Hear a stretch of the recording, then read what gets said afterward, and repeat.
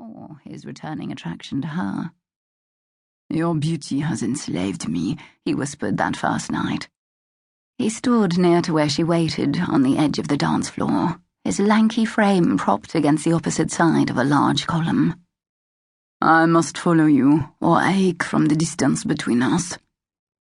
Marguerite kept her gaze straight ahead, but every nerve ending tingled from his boldness. Her breath was short, her skin hot. Although she could not see him, she felt the weight of his regard, and it affected her to an alarming degree. "You know of women more beautiful than I," she retorted. "No." His husky, lowered voice stilled her heartbeat, then made it race. "I do not." There was sincerity in his tone. Against better sense, she believed in it, a faith she held close to her heart when summoned to her mother's parlour the next morning. "Do not entertain girlish notions regarding Saint-Martin," the Baroness ordered. "I was witness to the way he looked at you and how you admired him in return. All the women present were admiring him, even you." Her mother rested her arm along the back of the chaise she occupied. Despite the relative earliness of the hour, her face and wig were already liberally powdered, and her cheeks and lips were rouged a lush pink. In the soft silver and white decor of her private sitting room, the Baroness's pale beauty was showcased to advantage, which was by design. "You, my youngest daughter, are to be a wife. Since the Marquis already enjoys the wedded state with another, you must set your aim elsewhere." "How can you be certain Saint-Martin enjoys it? Their marriage was arranged." "As yours will be if you do not heed me," the Baroness continued, with a note of steel in her voice. "Your sisters made fine matches, which frees me to give you more license. Use it wisely, or I will choose your spouse without consulting you. Perhaps the Vicomte de Grenier. He is rumoured to be similarly randy, if that is your attraction, but he is younger and therefore more malleable." "Maman!"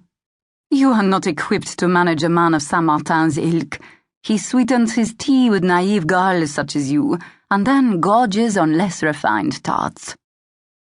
Marguerite had held her tongue, aware that she knew nothing of the man but rumour and innuendo. "Stay away from him, ma petite. A breath of scandal will ruin you." Knowing it was true, Marguerite acquiesced and firmly intended to keep her word. "I am certain he has forgotten me already." "Naturellement." The Baroness offered a sympathetic smile. Marguerite was her favourite, and the daughter most like her in both looks and temperament. "The point of this discussion is to ensure that you follow suit." But Saint-Martin proved to be more determined than they had anticipated. Over the next few weeks, Marguerite found him everywhere, a circumstance effective in preventing her from forgetting him. Speculation abounded as to why he was suddenly less interested in his more jaded pursuits, which seduced her with the possibility that he was seeking her out deliberately. Unable to bear the suspense, and distracted from her pursuit of a suitable husband, she resolved to confront him directly. Ducking behind a large potted plant, Marguerite waited for him to pass her location in his pursuit of her. She attempted to regulate her breathing to facilitate a calm exterior, but the effort made her dizzy.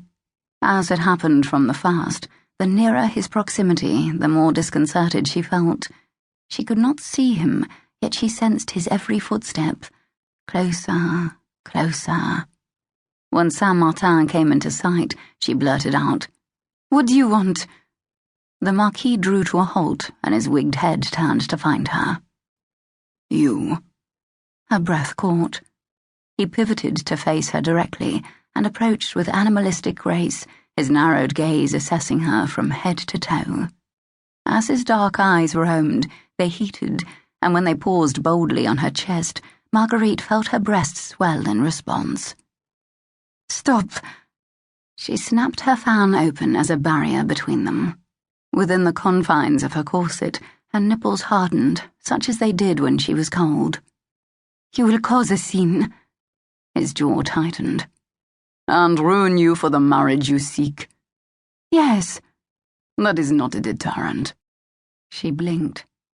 "The thought of you wed to another," he growled, "compels me to